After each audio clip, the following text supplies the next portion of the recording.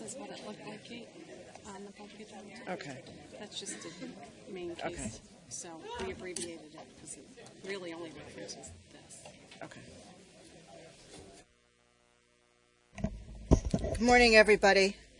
I'd like to call the session to order. Yes? Microphone. Am I on? There's a button someplace. A button. All the buttons are up. So get intimate with the microphone. I'd like to call the commission to order. Secretary Burgess, are there any changes to the agenda? Good morning. There's one clarification to the agenda, item 465, which is case 13W0246. This item is a confirming order for an interlocutory appeal that was filed by the town of Ramapo. Okay, thank you. We're going to begin with a presentation item.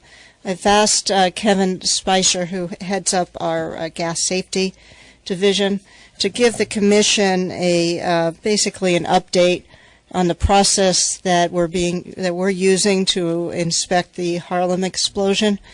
We're not going to get obviously into any details of the investigation since it's ongoing and very preliminary.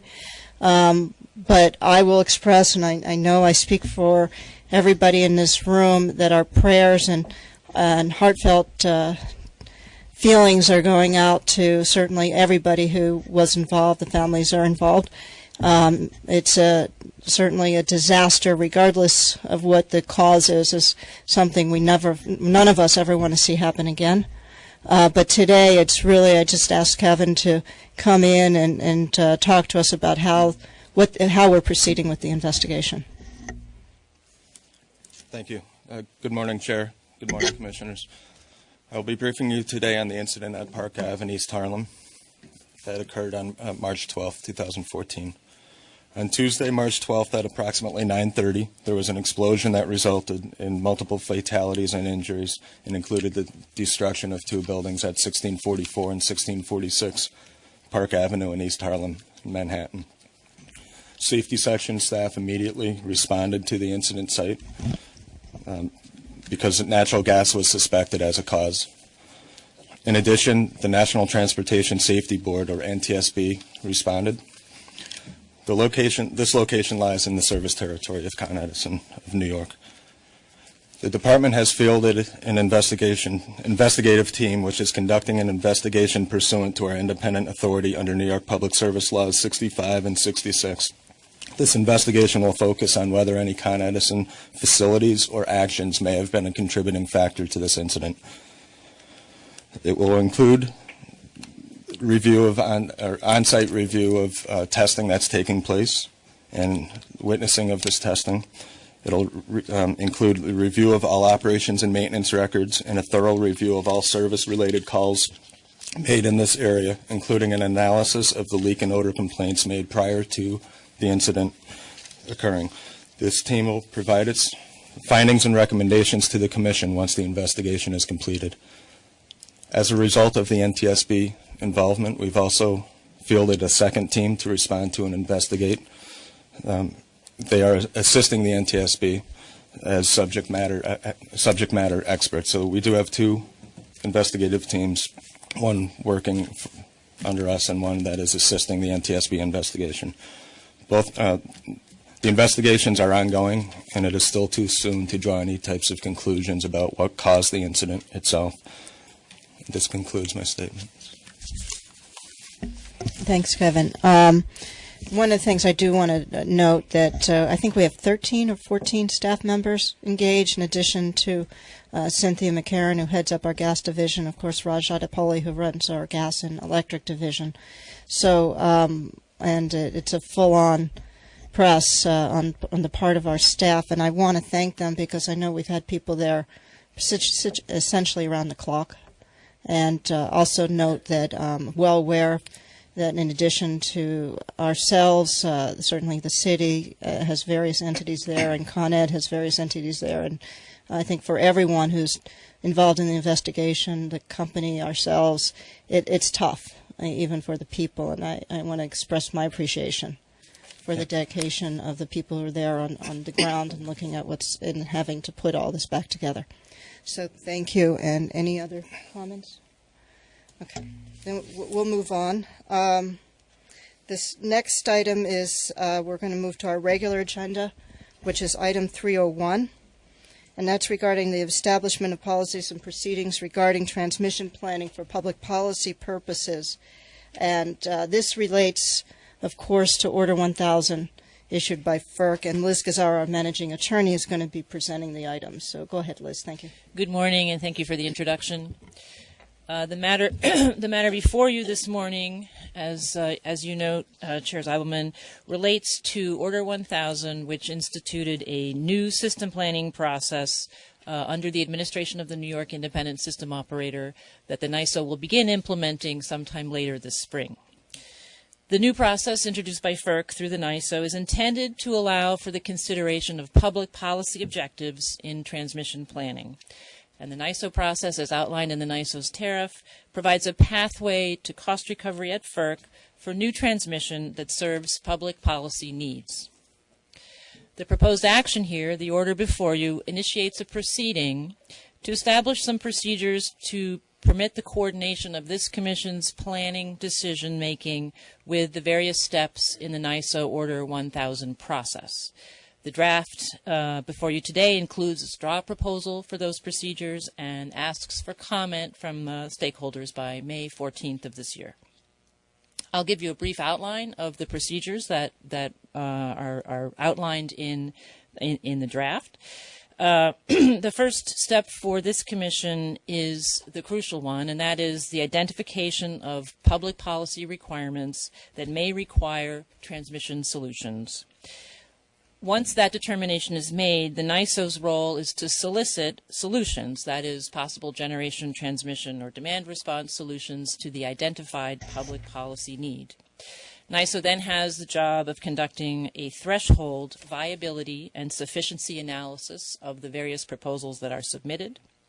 At that point, taking the results of that analysis into account, the Commission here may determine that transmission is not necessary to meet the public policy need, and in that case, the Commission is free to pursue non-transmission alternatives. However, if the PSC determines that a transmission solution is preferable, the NYSO then takes on the duty of conducting various project-specific evaluations of the transmission proposals that are before it, and makes ultimately a selection as to which among those transmission solutions is the most cost-effective. It is our expectation that a successful transmission project will then go into an Article 7 certification process, again here with this Commission. So to step back, in this process, which is new and has a number of steps, but the big picture here is that the Commission is responsible for determining what public policies, if any, should be considered in this NYSO-administered planning process.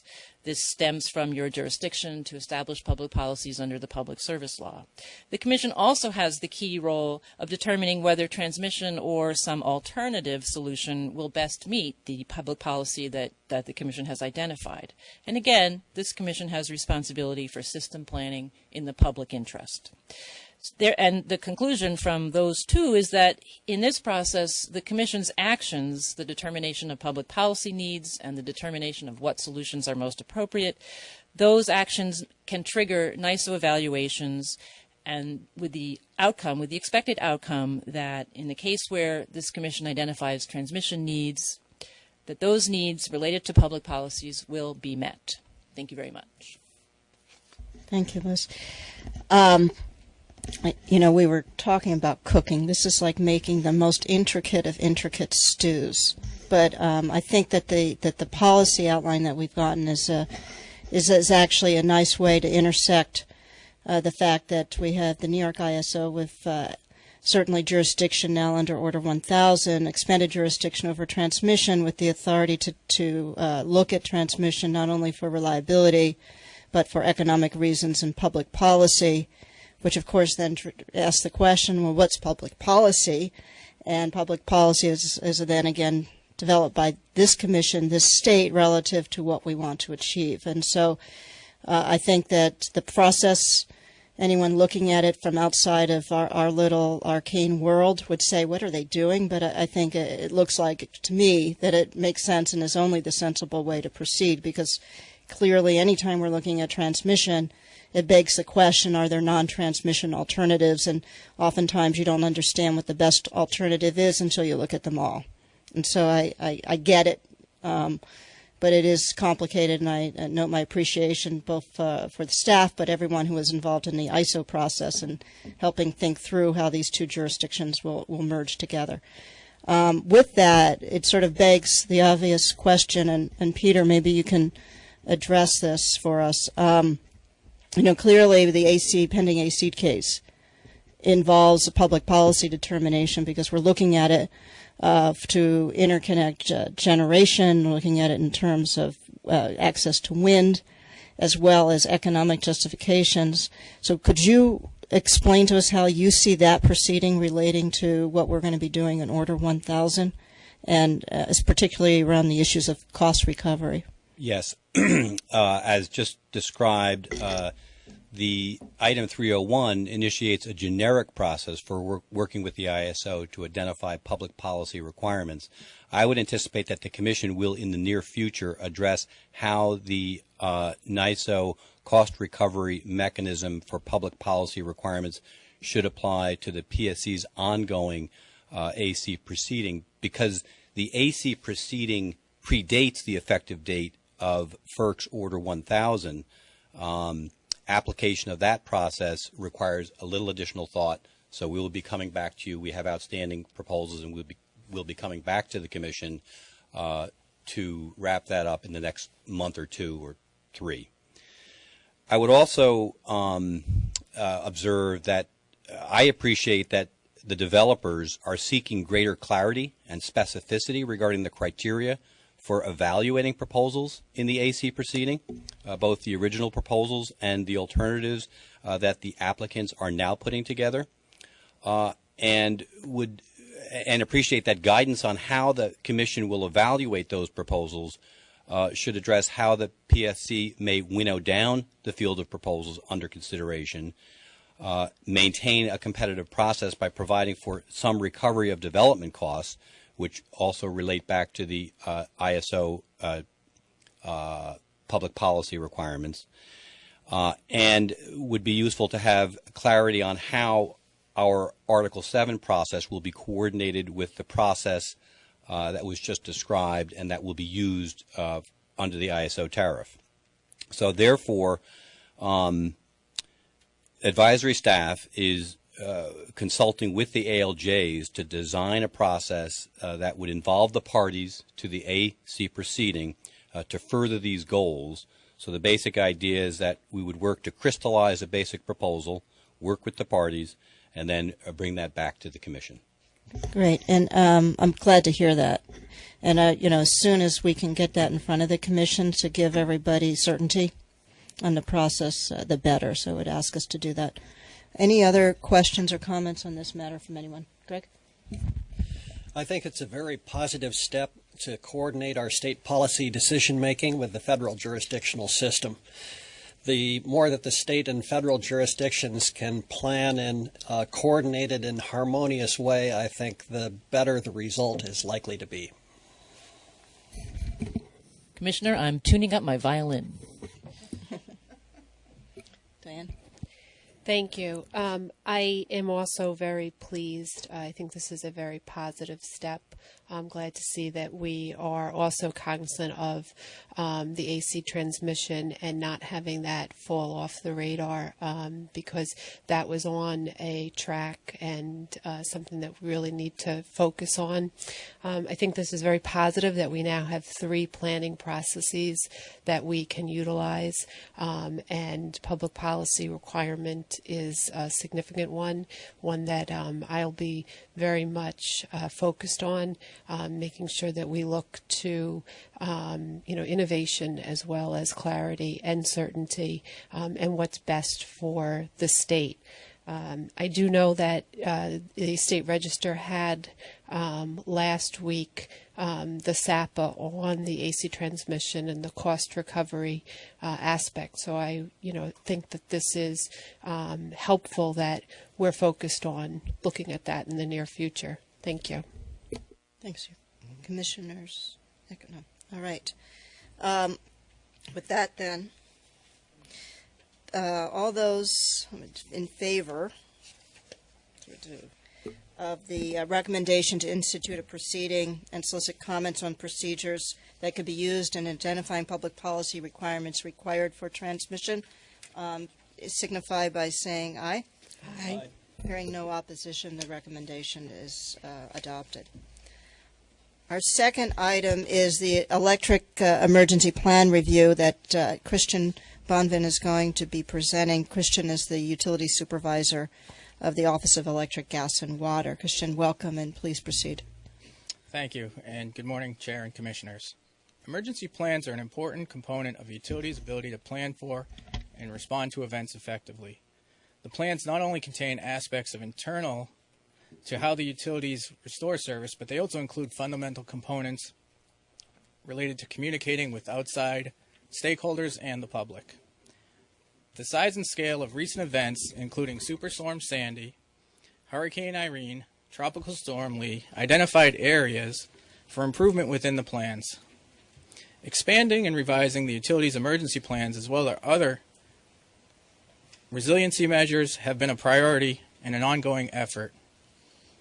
Item 302 specifically relates to the recently filed electric emergency plans and the joint review by the Office of Electric, Gas, and Water, Office of Consumer Policy, and Office of Consumer Services. The plans were filed for the first time on December 15th to comply with the recently revised Public Service Law. You may recall the plans were previously filed with us on April 1st of every year. The plans must also be formally approved by you following the review process as was done for the April plans of last year. Over the past year, ongoing efforts to improve the plans were a major focus. Several of the critical steps were taken when approving the April 2013 plans with an overall goal of making the plans complete with this December filing. The August 2013 order specifically identified areas where improvements were needed.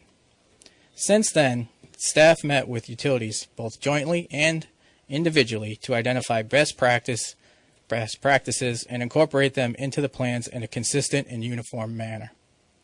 These discussions focused on, but were not limited to, the improvements identified in the August order.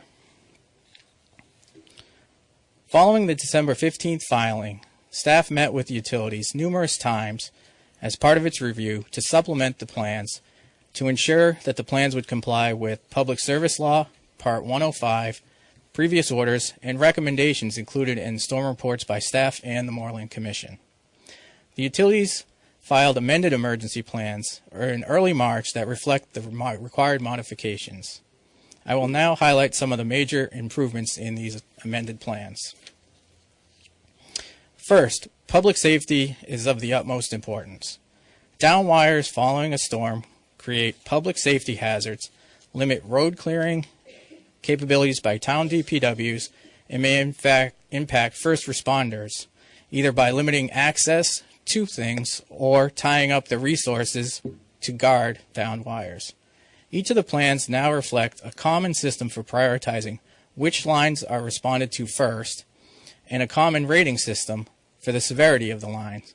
The severity dictates the actions needed to be taken, such as classifying the line as being electric or communications, identifying the appropriate crew needed to repair it or make it safe, and dispatching of wire guards. The second improvement relates to critical facilities. Restoring power to facilities such as hospitals, police stations, and water treatment plants is vital following a storm. Therefore, utilities need to have the ability to readily identify if power is impacted at locations that are essential for public health and safety or provide a significant public service. Previously, utilities identified and addressed these issues based on their own analyses and presented them in the emergency plan using different terms such as critical infrastructure, critical customer, and major accounts. The priority levels used to assist planning and how the locations were classified within those schemes were also inconsistent among the utilities. As a result of these inconsistencies, confusion when communicating with outside stakeholders, particularly those with multi-utility jurisdictions, occurred. To reduce this confusion, all the plans now use a common term of critical facilities when describing these locations.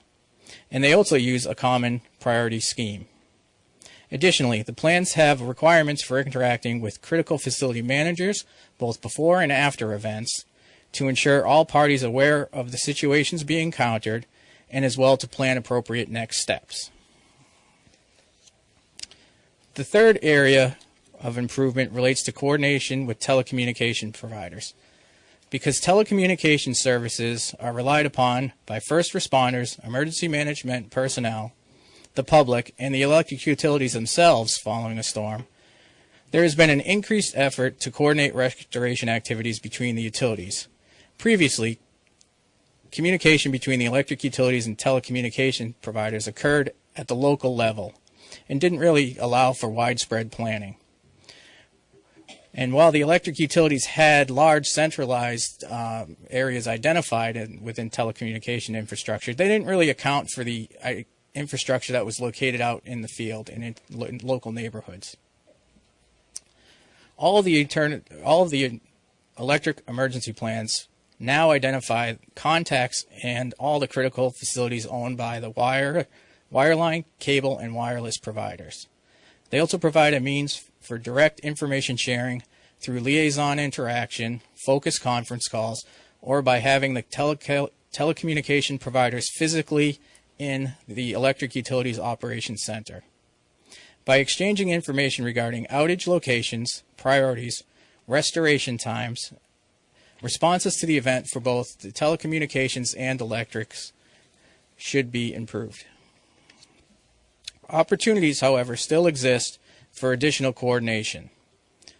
One main area is streamlining and sharing of operational data collected to enhance the ability to identify locations without power.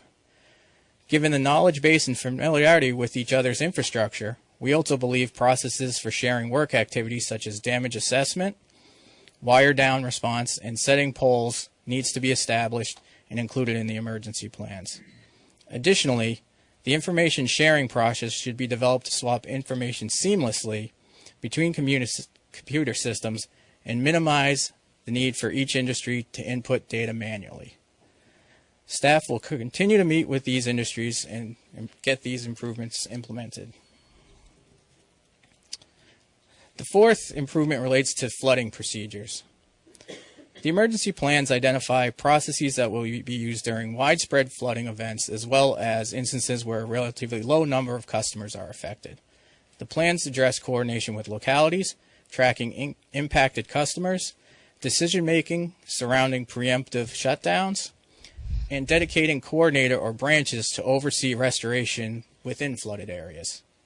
Refinements were also made to clarify the inspection process and expectations for communicating with affected customers as to what is required to allow the safe restoration of service. The fifth improvement relates to mutual assistance. The means to obtain outside resources to assist the company during restoration has always been a key component of the emergency plans. The plans now reflect a new protocol for obtaining mutual assistance from a recently established North Atlantic Mutual Assistance Group, or NAMAG. The group was established by combining 3 regional groups from New York, New England, and the Mid-Atlantic. By being combined, assistance from outside of the state may be easily obtained when damage in New York outweighs that of the neighboring states. The sixth major improvement relates to the use of the National Guard. The recently filed plans identify processes for requesting and utilizing the Guard, unlike before. Meetings involving the National Guard, Homeland Security, staff, and the utilities resulted in a defined set of activities that the Guard will be able to perform, as well as define what equipment the Guard will be bringing with them when activated. By having all this information predefined It should result in a timely and more efficient deployment of the Guard into the communities. While I'm not going into the specifics of these other areas, I would like to point out a few other spots where improvements were noteworthy.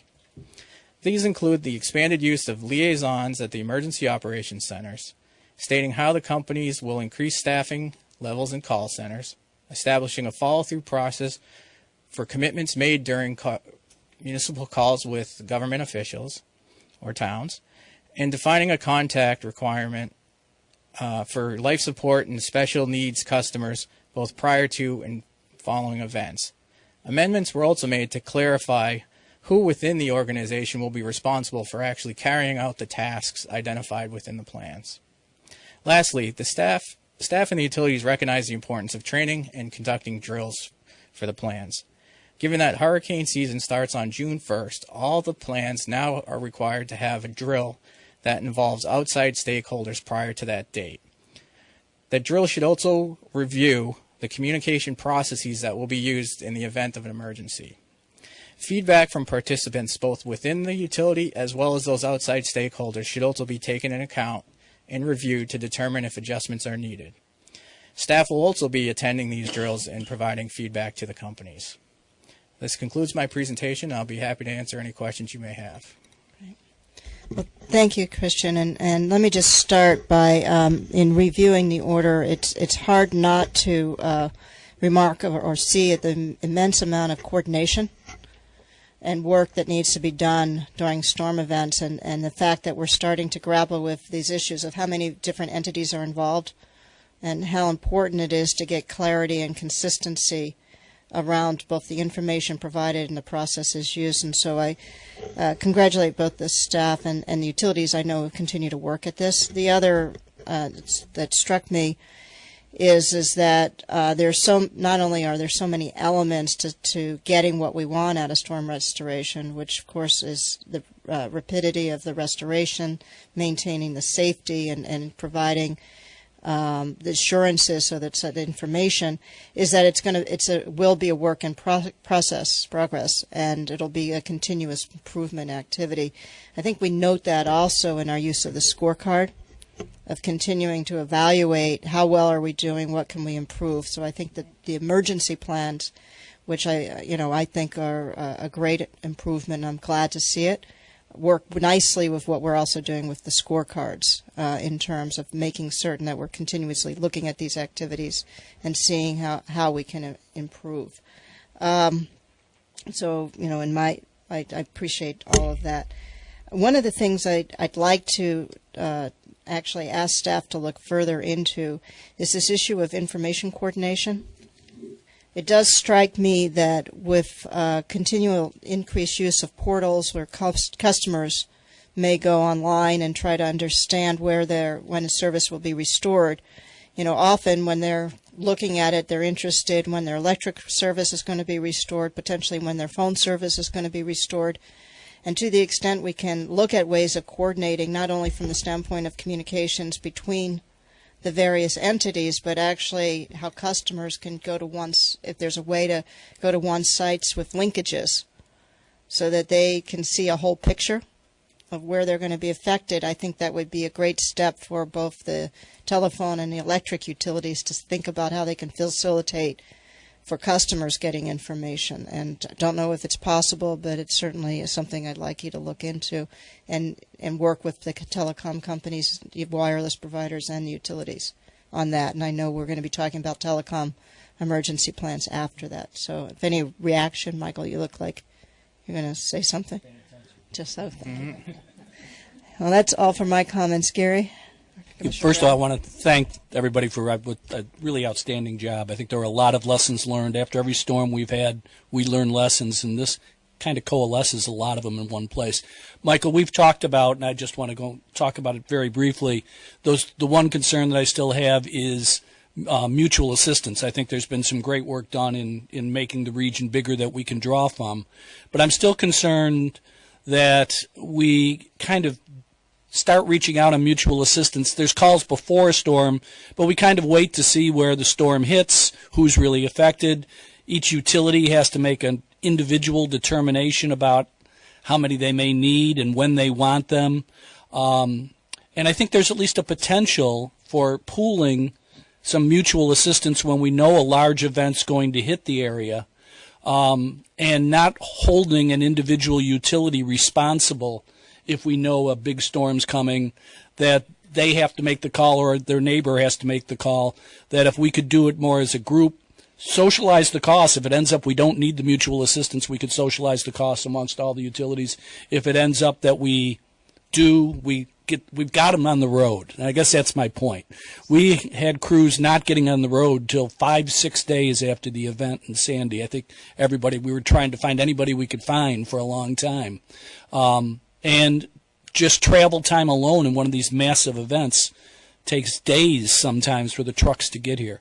And if we could figure out a way to make more efficient use, get the trucks here earlier, and not hold the utility responsible if the storm doesn't happen to hit them that was forecast to hit them, but to again figure out a way to socialize that and move it over various utilities, I think that would be a useful addition to try to make things move quicker. And then these plans really do get into the details of, once you've got the crews, how you're going to utilize them best. And I'll stop there.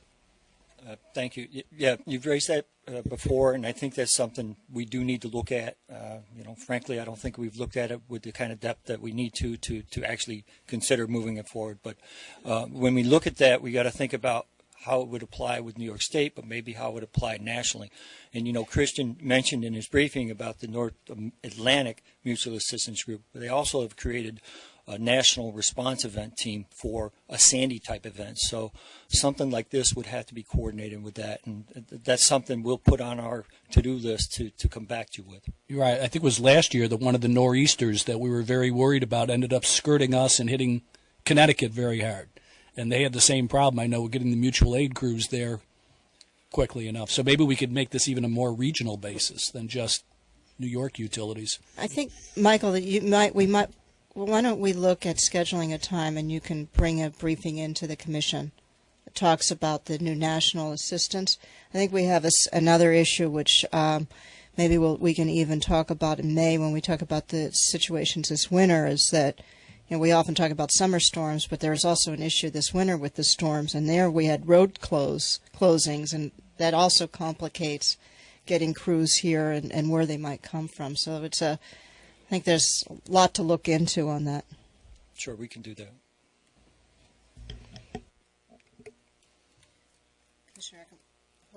Go ahead. If you could just clarify for me, because I know we're talking about our investor-owned utilities, but for the record and for the people who watch on the web, would you mention about LIPA? Sure. PSEG Long Island is actually required statutorily to file on a different schedule other than the December 15th schedule. They are right now currently have filed. They've had hearings on Long Island, and the review process of their filing by some of our staff is currently ongoing. And that will be presented in the future to PSEG with any of our findings. So I just want to clarify, the department under the Long Island, the LIPA Reform Act as we call it, has a requirement to file emergency plans with the department for review and recommendation. There's a process set forth in the public authorities law pertaining to how LIPA and its board needs to address any recommendations that we make and process around soliciting comments and then ultimate adoption of the storm plans. LIPA's plan, or PSEG Long Island's plan, will not come before the Commission for a vote because of the Long Island Reform Act's application pertains to the department. But our great staff, who's now been able to take a look at not only investor-owned utilities, but also PSEG's plan to have a holistic state look at utility emergency response, that will happen, and PSEG and Long Island ratepayers will have the benefit of that expertise. And that's, to echo what Kim said, one of the things we're trying to bring to the PSEG plan is consistency with what we're doing with the rest of the utilities. So all the areas that Christian touched on, we're looking at those same areas, many of those same areas with PSEG. And PSEG, has previously, when we report you all hear about the State Office of Emergency Management, when we go over there, we report on utility outages and stuff. We've long been getting data from PSC, formerly National Grid. That's part of the statewide picture. We present that picture to that entity. And just to be, and thank you for the clarification, but to be clear too, it also NIPA is part of this process too. So while neither NIPA or LIPA will come to the commission, all of them are included in looking at how to make this work. Yeah, I think that it's helpful, again, as we go through this, and we know that people do follow this, particularly on Long Island. They're always interested as to what's going on, so that there is again, a clarification and understanding that it is not the commission, but that the department will help coordinate so that it is a statewide coordinated plan when it finally is done. So again, and I back up Commissioner Brown in saying the hard work that goes into this is really appreciated. And as Christian stated, as we all know, the best laid plans we always know that we can always build upon once we have another emergency. So that planning is important, but it's never final. So thank everybody for their efforts. Thank you. Commissioner Sayre? I'm particularly heartened by the ongoing focus that you're going to have to try and get the utilities, both electric and telecom, to have their outage management systems talk to each other on a seamless basis as opposed to having manual input. It's frequently the situation that in any given widespread outage, the cable company, because of their smart set-top boxes, is going to have a better idea at the outset what neighborhoods are out of electrical power than the power company itself, which has to, in some cases, either rely on customer call-in or go out and survey the neighborhood to see what's on and off. You will be hearing from both sets of companies and their IT departments that this endeavor will be difficult, expensive, lengthy to get these disparate systems to talk to each other. Those are all true facts. I'm just hoping that we can convince the companies that we're serious about this and change the conversation from how awful to how to do it.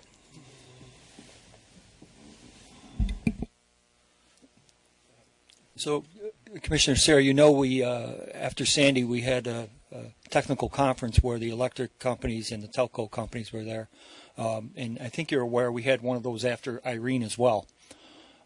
And both of those were intended to be, getting those sides together to help work better together.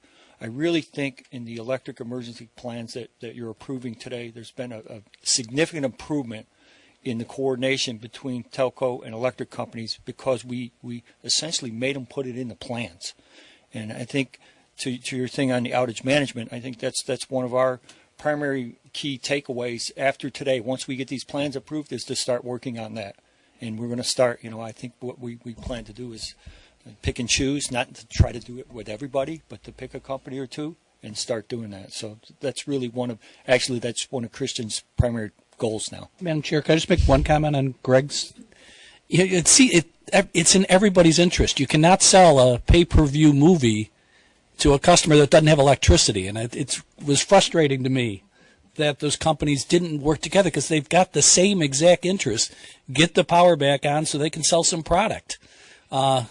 And so hopefully we can get people to recognize that they shouldn't. There's no reason for the cable company not to be completely cooperative with the electric utility because they're totally dependent on them. Well, we have, we've actually developed, moving into 2 commissioner meetings a week to have some technical conferences. It seems to me that given the fact that this is Christian's new primary goal, we ought to take a harder look at this particular issues, get a better understanding of what it's going to take to get it done.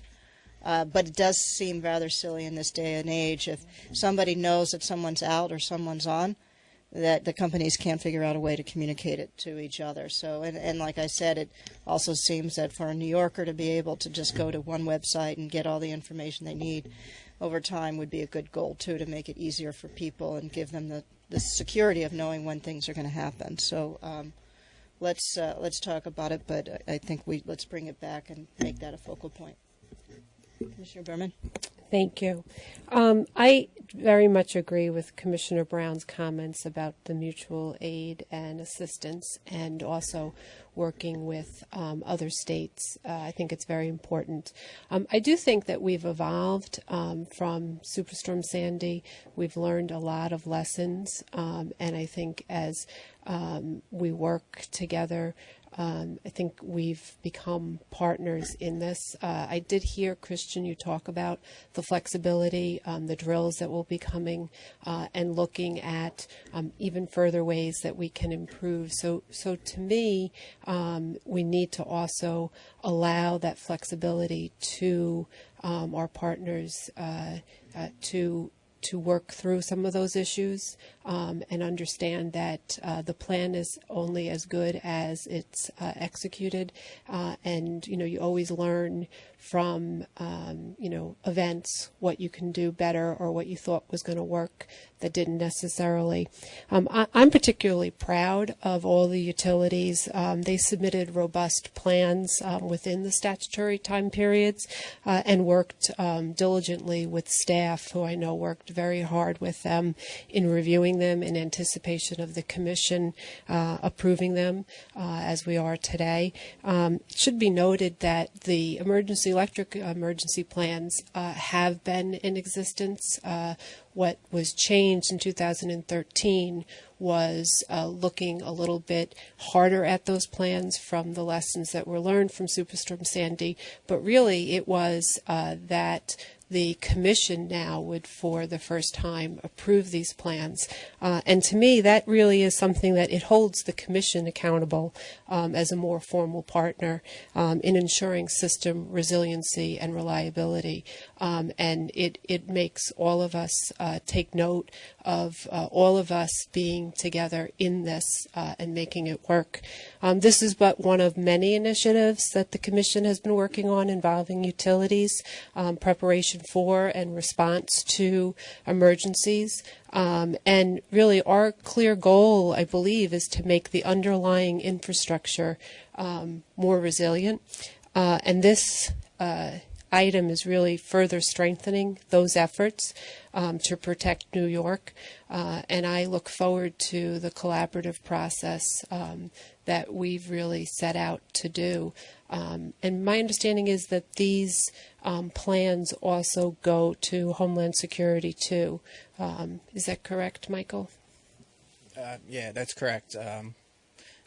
We actually there's going to be a letter that's sent over to them that certifies that they have been approved and that they comply with the law and all the requirements. Okay. And also, I think that as, we've looked at evolving and utilities, both the electric and the telecom really being partners together, I think that's something that, really came out of a good working relationship after Superstorm Sandy and looking at some of those difficulties.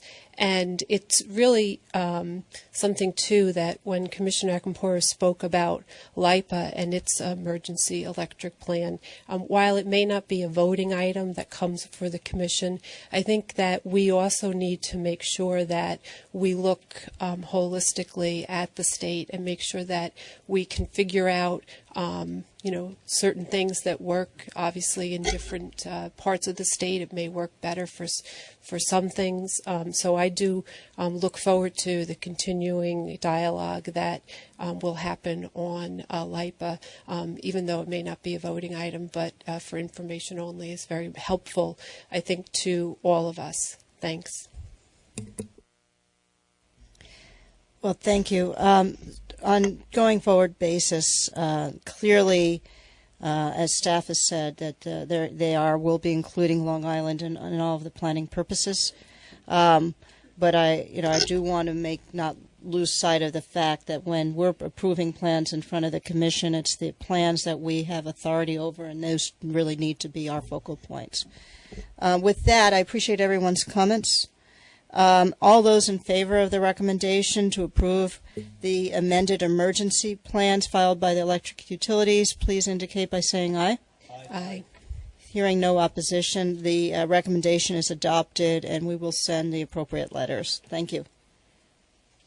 Our next and third item for discussion is actually our report on the telecommunications network restoration following Superstorm Sandy. And that's Joe Yackel, who's Utility Supervisor of the Office of Telecommunications, will be presenting this. This is not a voting item. It's for discussion purposes only. But thank you, Joe, and welcome. Thank you. And good morning, Chair Zibelman and Commissioners. Item 501 will be updating the Commission on telecommunications emergency response activities related to Superstorm Sandy. And we're going to be including a brief presentation this morning that summarizes some company responses to the staff storm report, which was presented to the Commission back in November of 2013.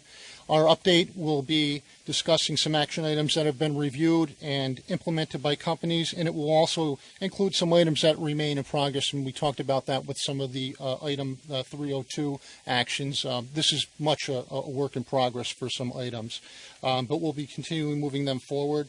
This is an information purposes only item, so if we can turn to the presentation, I'd like to begin.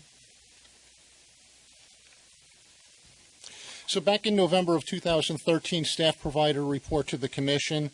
This was focused on coordination of utility response to restore services as quickly and safely and efficiently as possible. Out of that report came 13 recommendations, and they were in 6 key functional areas. They're included as Attachment 1 and in Item 501. But these recommendations were based on observations and findings, discussions with the companies, interactions with consumers, staff's view from the ground, and looking at what happened prior to, during, and after Superstorm Sandy hit New York State and the restoration progress that went on. We asked companies to look at our storm report and the recommendations and then provide us some response within 60 days.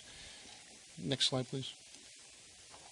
So one of the first things that we discussed was emergency plans. Again, this is a lot of what you'll hear this morning will tie back into item 302 because it's such an important thing integrating telecommunications and electric utilities.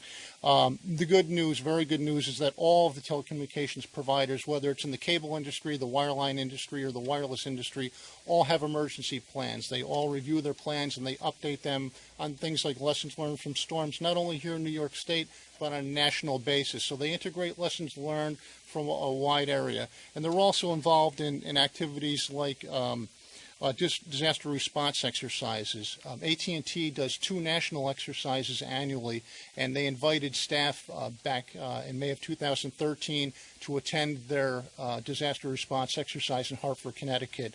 And we did. We went to that, and we were very impressed by the capabilities that the company brought to bear on that. And then also in June of 2013, we met with all the wireless carriers, the 4 national carriers, and we discussed with them preparations with their emergency plans for the coming hurricane season. So there's a lot of things that go into the telecom emergency plans, and they're continually updating them.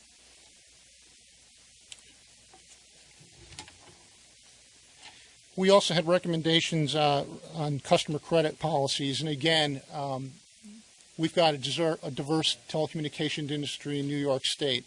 And the good news here is that there's customer credit policies that are in place for consumers in a number of different means. They're through the tariffs that are provided by companies, customer service agreements, company websites, and this information is available. And that's one of the key things. We want to make sure that the policies are there, but we also want to make sure that if the policy is there, that it's accessible by consumers, they know how to get to it, and they know what the policies say. Also, during Superstorm Sandy, there was a lot of outages. There was a lot of customers affected with service. Millions of dollars of customer credits were issued to consumers. And again, that's good news. When people are dealing with being displaced from their homes and all these myriad of problems, the last thing that they want to worry about is how to pay that bill. And so to their credit, companies did issue a lot of money back to consumers for service credits. But I'll take that one step further. It's not just the monetary piece.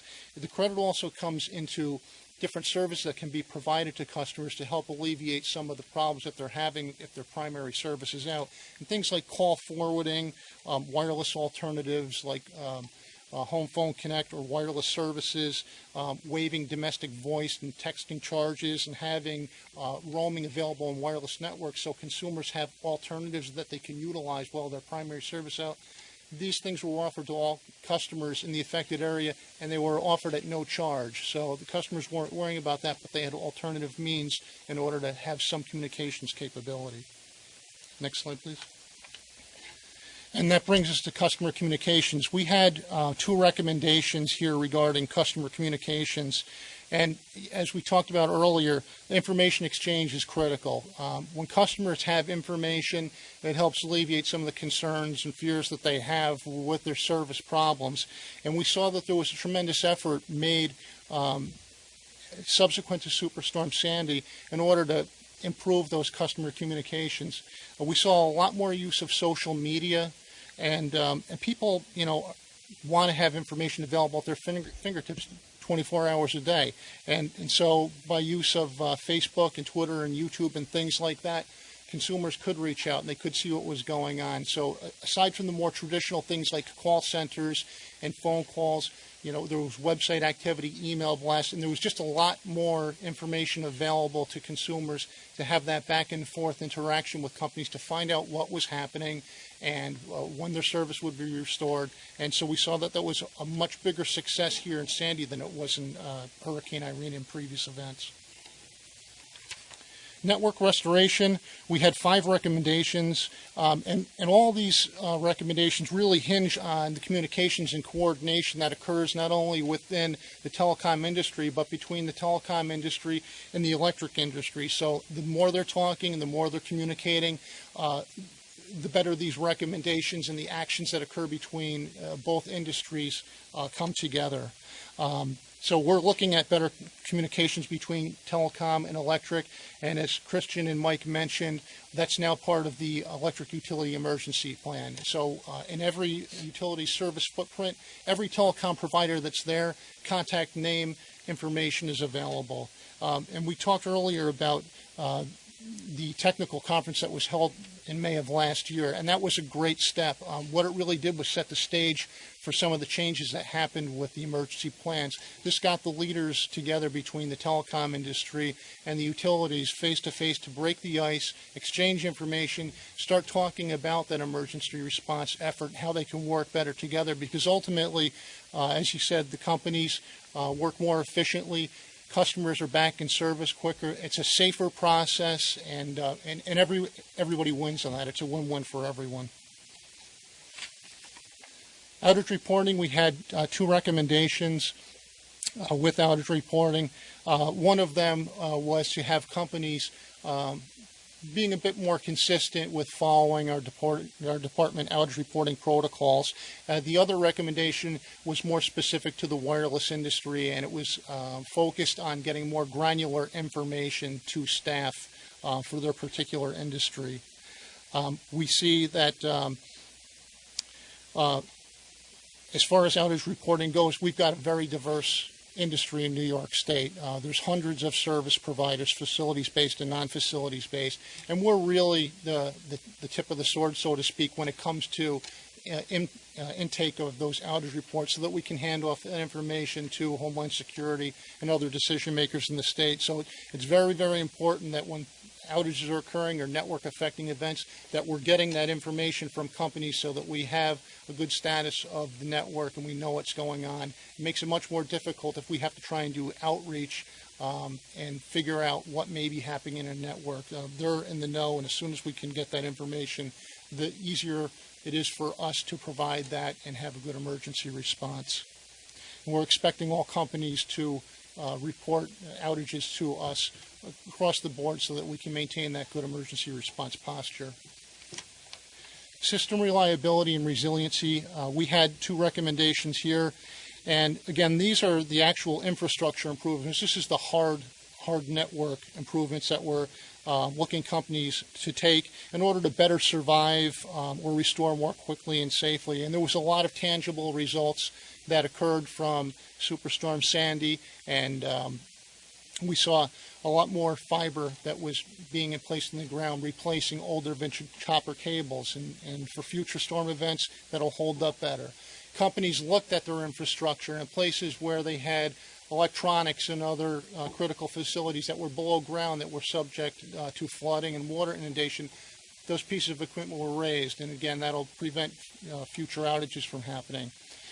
Companies like Cablevision Systems down in Long Island made enhancements to their network monitoring and diagnostic tools so they have some better insight to what's happening in the network. And we talked about that a little earlier, seeing what's happening with the set-top boxes and cable modems, what's on, what's off, and they can target the restoration efforts. And then, again, things like backup powering enhancements, that's continually an ongoing process. Companies are reevaluating their network. And I would say that this is an area that it's not one size fits all. The architectures between telephone, cable, and wireless are all different. They're designed differently, so what may work for one company may not necessarily work for another company. So they have to evaluate their networks on an ongoing basis, and they make those enhancements so they can. And we see that there's been a lot of progress made. There's also a lot of new technology coming out with types of backup batteries and other backup systems. So it's an evolving area, and it's something that they look at regularly. Okay, next slide. We did have some comments aside from the recommendations that we made in the staff report, and there was a couple of problems that did come out of Superstorm Sandy. It was a huge storm. It was unprecedented. We knew that things were not going to go by the book, so to speak, and we recognize that and understand it. Fuel shortages were a problem for some companies. And again, it's fuel shortages not only because there's things like power outages, but there was an influx of restoration crews that came in. We had over 11,000 restoration crews that came in for telecom from out of state, and they all need fuel for their trucks. The number of generators that were deployed, all of these things need fuel, and so of course there was going to be short-term shortages. And so that's an area that we see that we need to look at further. And also restoration crew access. It wasn't just the local resident crews that were in there. Contract crews came in from outside the area, and credentialing was a problem in some cases where with a lot of local authorities and municipalities working at bridges and roadways and difficulty getting into areas, we see that as something that there's an area for improvement. So we're pursuing both of these issues, and we're urging companies to also do the same thing. We'd like to see them stay engaged on this because, again, it's to their benefit and ultimately the customers in New York State that have service restored more quickly and safely when these types of problems can be overcome. And then going forward, there was a lot of progress that has been made. And just to tie again back to the emergency plan, companies between telecom and electric have been talking. It hasn't been they're facing in the opposite direction, and there's more successes in some areas than others. A lot of times at the very local area, local managers have very good rapport with one another, and because telecom typically follows electric in the restoration process, that's really the crux of having this to be a safe, efficient restoration. When they're talking and they know what neighborhoods they're going to be going into, telecom can deploy those assets to the right place at the right time, and it reserves the resources and it makes it for a more efficient restoration. So we have some more work to do there, but the good news is that there's been a lot of progress made, and the changes to the electric utility emergency plan is a big step. And the feedback we've received from telecom companies is also very positive. They've been engaged in those conversations.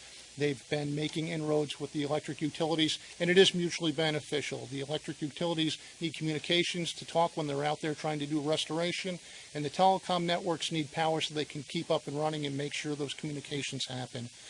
We're going to continue reinforcing the outage reporting protocols, and that's something that we do all the time. We do formal notifications at least once a year with the telecom companies, and then we have informal communications with them basically every day of the year or every week of the year.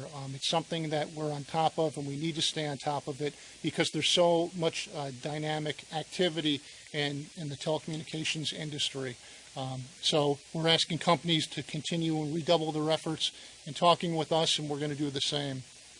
We're collaborating with the Disaster Preparedness Commission to help improve emergency response capabilities, including things like the fuel access and credentialing, because some of this may not specifically be directly within the scope of the department or the PSC. It's a much broader situation because not only is telecom and electric industries affected, but virtually any business that's operating in New York State may have the same type of issue. So it's a bigger issue, but we're certainly engaged and involved in it.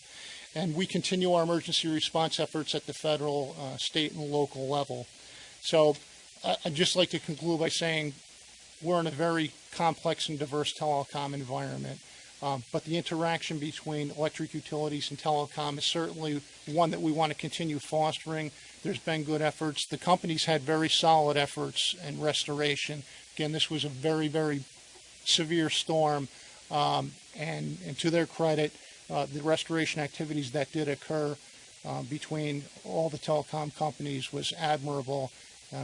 There's always progress to be made, and we see that there's been a number of steps that have been taken already, and we're going to continue to advance the ball.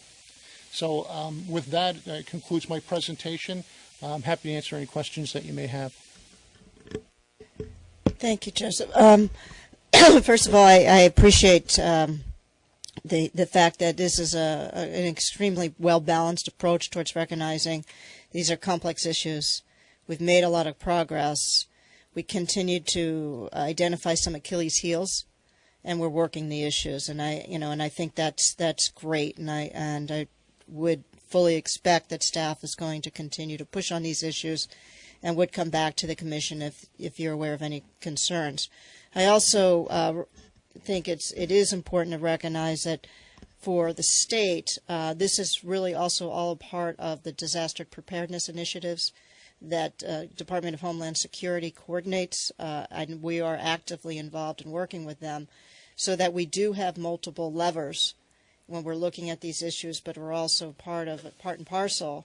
And we've seen this, I've witnessed this firsthand, is that there's so many entities involved, not only our utilities, but transportation, first responders, emergency, that have to be coordinated in any particular storm. And as you pointed out, the department is often at the tip of the spear of getting information from the communication entities. And that is a critical issue to make sure that we stay informed on outages. So I fully expect it will be an issue you'll continue to pursue along with the coordination. I think that I have no questions. I think that from the standpoint of moving forward, it sounds like you have a plan, and really the only thing I would ask is that if the event that you run into obstinance and resistance, you bring it back to the commission and we continue to look at it. Commissioner Brown. Yeah, I'd just like to comment on that. Telecommunications is a little different than electricity in that you've got a lot of different jurisdictional companies, some which are fully state jurisdictional, some which spend their life trying to argue that they're not state jurisdictional. And I just want to emphasize that when it comes to outage reporting, it has nothing to do with us trying to get a nose under the tent. I don't even know what that expression means, but that isn't what we're trying to do. We're just trying to get information because we're in an emergency situation, and there's a desperate need for that information to be able to try to get restoration going. And so I would just implore everybody. I know we had some fits and starts during Sandy about getting that information on a timely and consistent basis. I know you've had a lot of discussions with the companies since then, but I just want to emphasize we're not doing this in any way to try to exert jurisdiction over companies. We're doing this because we need the information. The state counts on the Department of Public Service, you folks, being able to have accurate, timely information, and that's what we're trying to accomplish here. So I'm very heartened by the conversations you've already had. Sounds like a good progress is being made, so thank you. Commissioner Ackenborn. Well, I'd just like to say, first of all, Joe, it's very nice to see you up at the table. It was an excellent presentation, and thank you, Chad, also. Could you just tell me about, we're talking about electric utilities and telecom utilities, better communications, but within the area of telecommunications, cable companies, how is that going? It's going, I would say it's going well. One of the things that we talk about is the inter-industry communications. Now, when we talk about wireless networking, for example, it is wireless from the cell phone to the tower, and after that, it's wireline.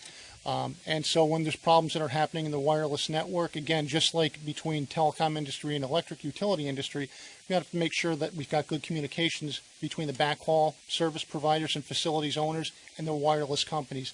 And again, that communication has been happening. There is a trouble ticket process and an escalation process. So we see that working well. And just to touch on what Commissioner Brown was just speaking to, the outage reporting aspect ties directly into this. It's not a one-way communication where we're saying to the companies, just give us information so we can hand it off. We actually serve as an interface for the telecom industry and the electric industry. So if there's a problem with cell sites that are out of service, with backhaul network that has been damaged, and they're having some difficulties for whatever reason getting a restoration to a critical site, we're in a position that we can reach back out to that backhaul service provider and relay information related to that critical facility, or a cable television head end, or a central office. So those communications are there, and it's very much two-way. So we're trying to give something back to the industry at the same rate that they're giving something to us. But the communication, to get back to what you're speaking of directly, is good, and it's improving. And as more and more wireline providers are providing things like backhaul services and alternative services to business customers and other end users, they've got to talk to one another. It's in their best interest to do so. Do we still have consumers out there who are still affected by not having service but now have an alternative service due to Hurricane Sandy? For the most part, areas that had the long-term customers that were out of service were areas of lower Manhattan and some portions of Long Island.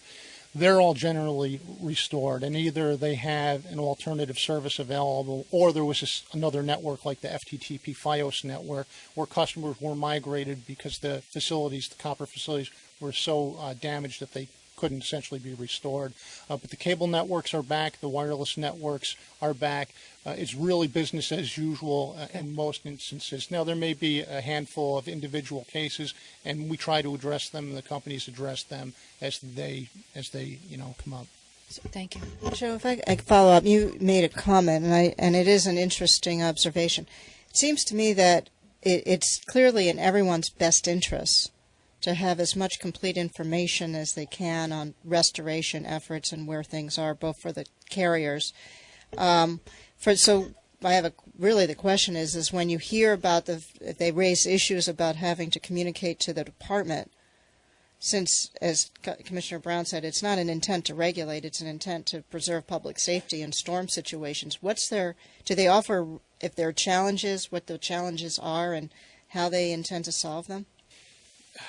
You know, it is a difficulty, and I've been doing this for a long time with the telecom industry, and the way I try to present the issue is just as you said. It's a public safety matter.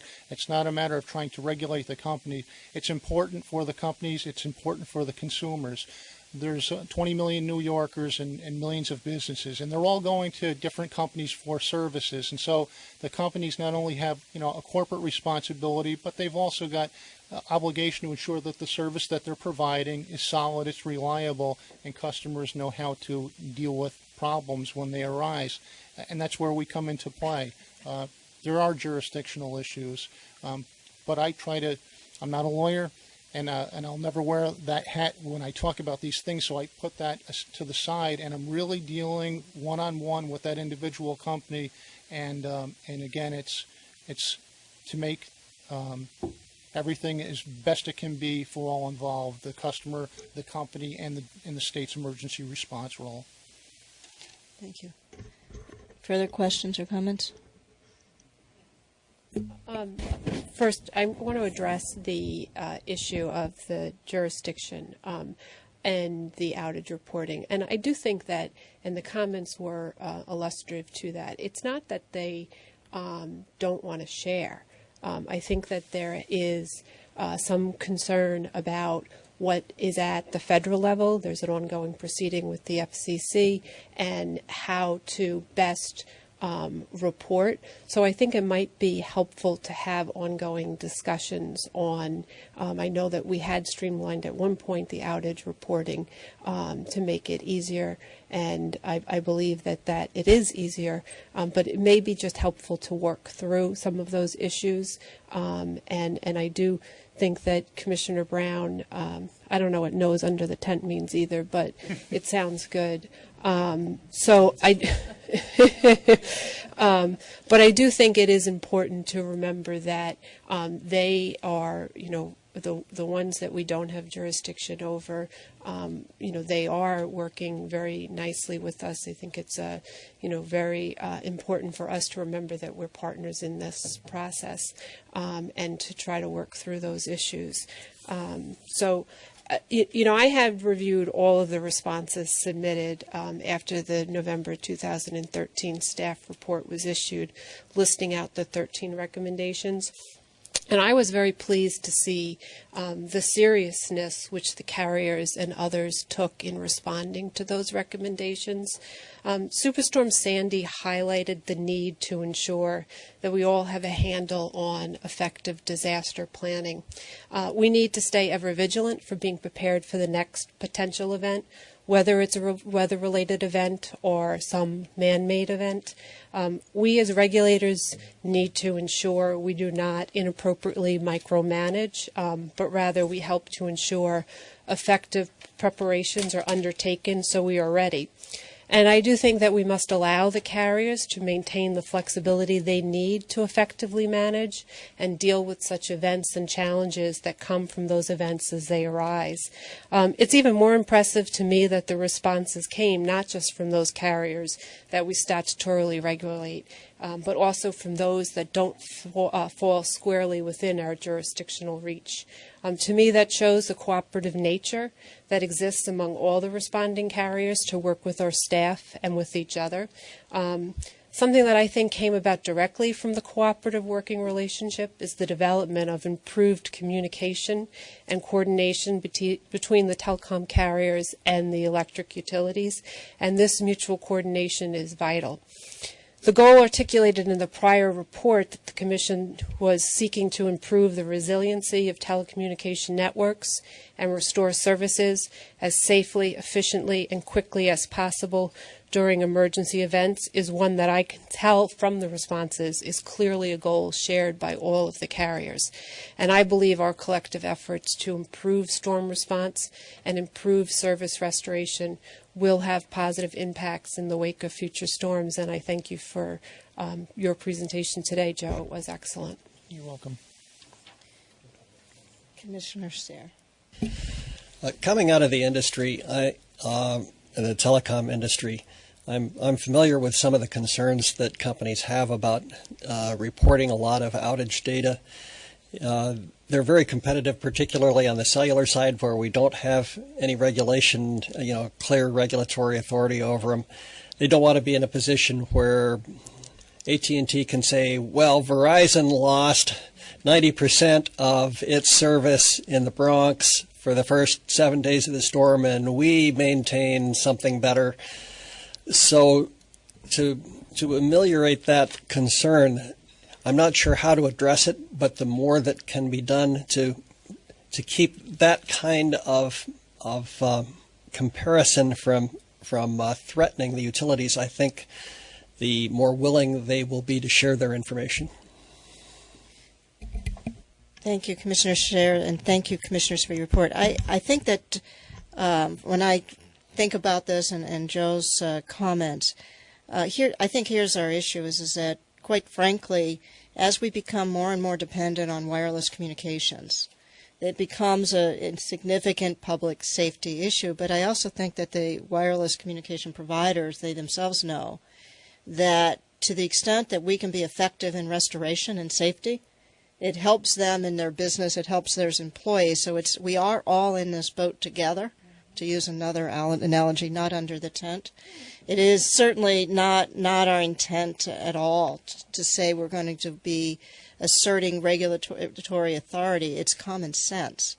The state is depending on us to talk to the communication providers so that we can make certain that we can have effective restoration. And we are integrated in with the electric utility providers as well as transportation, road, getting people to where they need to be safely. And so I think the staff's effort in these regards are simply to make sure that we can all be effective and be as prepared as we can be in storm events. So I would hope that our efforts in this sense, and I understand the communication providers are working with this, is to make it work seamlessly, effectively, not impose costs unnecessarily. But in the end, it's all for the fact that their customers are dependent on the effectiveness of what we do when we're in storm situations, and we need that full cooperation. So I think we're on the right road. And again, to the extent that we run into issues that there is a matter of concern, I would fully expect it would be brought back and we'd look for solutions. So thank you. Thank you. I think with that, we are now, it's in time for the consent agenda. And with respect to that, I wanted to note one item. We had a single commissioner order around the Con Ed's revision to its demand response tariff that I wanted to just make a couple notes of. I think, going forward, one of the things we recognize is the ability to use load control and demand responses as a resource to maintain system reliability as well as economics will continue to be increasingly significant. And I applaud the fact that in this instance, Con Ed worked with staff and we're looking at tariff changes to provide greater incentives, which really is a great opportunity to take a look at what's the level of payments are going to be necessary to get folks to participate in these programs and participate in long enough time with the right level of control and information so that the utility can count on these resources to maintain system reliability. I think that there's a great effort here to encourage that participation. I fully expect that staff as well as Con Ed will be monitoring the effectiveness of the tariff and will be coming back to us to see if further improvements will be made. But the issue here is really to say we're putting in programs. They're going to stay in place long enough time so people can really manage their businesses as well as get the aggregators so that they can sell these programs much more effectively. And in light of the overall work we're doing with respect to utility reform, I think this particular tariff is the type of thing that we expect to see more of and look forward to seeing more of. So thank you for that. Are there any other commissioners who want to make comments with respect to matters on the consent agenda? No, Commissioner Berman? I have 3 items I want to discuss. Item 162, which is Alliance Energy Transmissions, which is a petition to amend its certificate of environmental compatibility and public need to relocate pipeline in the city of Syracuse. There is an ordering clause in that order that says that it's being approved subject to a couple of conditions, and one is designating a full-time welding inspector, and the welding inspector shall be present anytime there is active welding.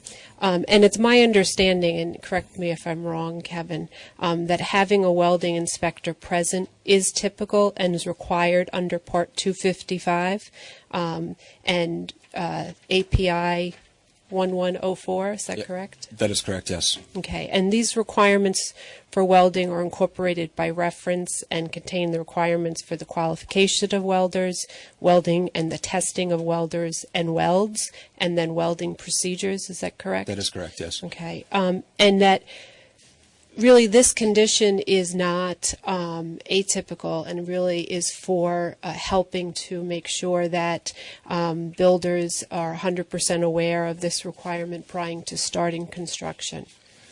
Yes, that's correct. We don't want to get into a situation where a weld was not inspected and may need to be cut out. So we want to just make it clear that with a welding inspector present, that should not have to happen.